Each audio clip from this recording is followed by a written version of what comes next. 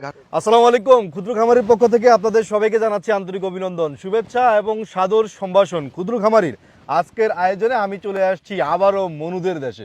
দর্শক, এই মুহূর্তে এই গাছটা 2 মাসে আপনার এই দেখেন 2 মাসে যখন কাটিং ছাড়বো ভাই ভিডিওটা ছাড়া আসবে এই জমিটা আমি লেভেল জমি থেকে 1 ফুট উঁচা করছি চাকা মারি দিয়ে দেখেন স্যার সিন থেকে আনা জারাউন হাইব্রিড ঘাস যেটা বাংলাদেশে দ্রুত বর্ধনশীল এবং উচ্চ ফলনশীল ঘাস দ্রুত বর্ধনশীল এবং অধিক উৎপাদনশীল ঘাস, যেটা আপনার 30 থেকে 40 দিনের মাঝে 5 থেকে 6 ফুট উৎপাদন আনা সম্ভব।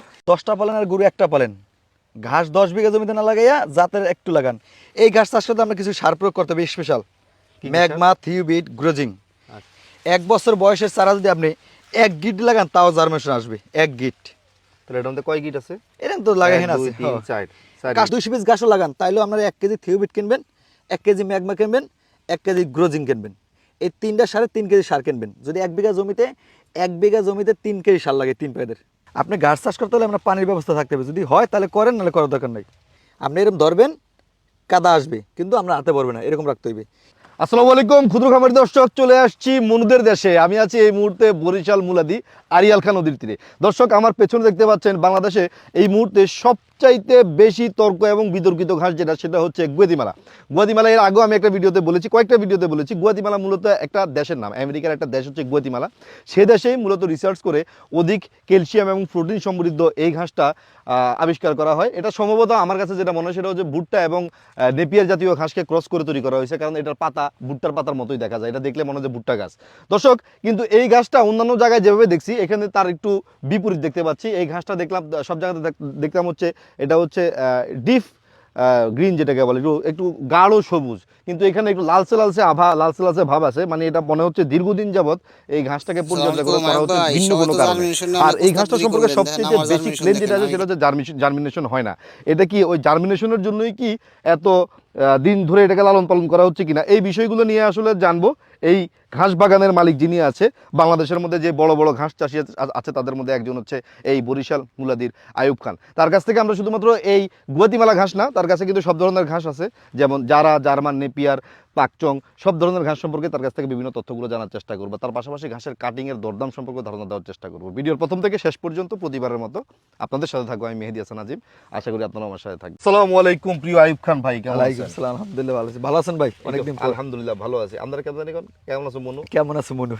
ভালো আছি ভাই। সবাই তো প্রচার করতে। আচ্ছা আইদুম ভাই, সবার আগেই আমি কোনো ভূমিকা না করে সরাসরি আগে প্রথম কোশ্চেনটা যেটা আমার ভিতরে শুধু ঘুরপাক খাচ্ছে, সেটা হচ্ছে গুয়াতিমালা বাংলাদেশে আসার পর থেকে প্রথম গুয়াতিমালা নিয়ে আমি কাজ করছি। জি, ঠিক আছে, প্রথম ফার্স্ট ভিডিও প্রতিবেদন গুয়াতিমালা নিয়ে আমি কাজ করছি, এবং সারা বাংলাদেশের এই গুয়াতিমালার যতগুলো বাগান আছে বড় বড় মোটামুটি সবগুলাতেই আমার পায়ের ধুলি আছে। সবকটা আমি কোনোটার মধ্যেই এরকম অবস্থা দেখি নাই। আপনার ঘাসগুলা এই যে এরকম বুড়া বুড়া হয়ে গেছে কেন, এরকম লাল লাল হয়ে গেছে কেন? আজিম ভাই, আপনার যতগুলো জায়গা দেখছেন আপনি কিন্তু ভিডিওগুলো করছেন যখন 3 ফিট 4 ফিট 5 ফিট, আর সবই ছিল সবুজ মেঘের মতো কালো, কারণ ওই সময় কি খাওয়ার উপযোগী হয়, কাটিংয়ের উপযোগী হয় না। আর আমাদের এই দেশে কিন্তু আমরা যে কদিন যখনই ভিডিও হচ্ছে, আমি কিন্তু ইউটিউবের ভিডিওর একটা ছাড়ছি যেটা কিন্তু দেখছেন মেঘের মতো কালো সবুজ, আর ওই সময় কিন্তু চারা উপযোগী হয় না। ওই সময় বেচলে কিন্তু আমি সব বেচতে পারতাম, ওই সময় বেশি নেই। আর এই ঘাসটার মধ্যে কিন্তু আমরা এটা কিন্তু জেলি অ্যালোভেরা জড়িত, ক্যালসিয়াম সরাসরি, প্রোটিন সর্বোচ্চ। ঘাসটা আপনার সারের পরিমাণ বেশি দিলে হয় কি দাম করে উঠে যায়, শুয়ে পড়ে যায়। আচ্ছা, যার কারণে আমি ঘাসটা চারার জন্য রাখছিলাম। আমার তো প্রজেক্টটা মোটামুটি বড়, আজকে হয়তো ড্রোনের কারণে তুলতে পারিনি, দেখাইতে পারিনি। তো আমি এটা চারার জন্য তৈরি করছি। আর চারার জন্য তৈরি করতে হলে আমরা গাছের গোড়ায় মাটি দেওয়া যাবে, সার খুব কম, শুধু জৈব সার দেবেন, তাহলে আপনার চারা রাখা যাবে 1 বছর। আর যদি আপনার 2 মাস 4 মাস বা 4 মাস হয় না, 2 মাসের মধ্যে খাওয়ানোর উপযোগী হয়, 4 মাস 6 মাসের মধ্যে যদি আপনি চারাটা বিক্রি করেন, তাহলে ওই ক্ষেত্রে চারা থাকবে কচি নরম, এরকম কচি থাকবে। দেখেন এই মাথার অংশের মতো কচি থাকবে, যেটা জার্মিনেশন কম আসবে। আপনি যত বড়ই লাগান জার্মিনেশন কম আসবে। আর যদি আপনি বয়স্ক করেন এরকম হয়, তাহলে আপনার জার্মিনেশন আসবে। এই দেখেন এই দিকে জার্মিনেশন আসার চারা। আচ্ছা, স্মার্ট নিপের স্মার্টের মতো এই আর যদি আপনি এরকম বয়সে লাগান, আপনার যে আমি 6 মাস আগে যে ভিডিওটা ছাড়ছি এটা তো মনে আছে আপনার, ওইটা কিন্তু এরকম কচি। ওই সময় কিন্তু আমার ভিডিওই ছাড়ছিলাম ঠিকই, কিন্তু গুয়াতিমালা আমি বিক্রি করি নেই, যেটা আমি 2 মাস ধরে বিক্রি করতেছি। আচ্ছা, তো চারা করার জন্য আর কি আমি এটা বয়স করছি, এবং এরকম লাল সাবাব এরকম খাওয়ানো উপযোগী হয়ে গেছে আরো আগে। মোটামুটি আপনি গুয়াতিমালা কতটুকু করছেন? আছে মোটামুটি এখন প্রায় আপনার 2.5 বিঘার মতো চারা উপযোগী আছে। 2.5 বিঘা কাটিং উপযোগী? হ্যাঁ, কাটিং উপযোগী আছে।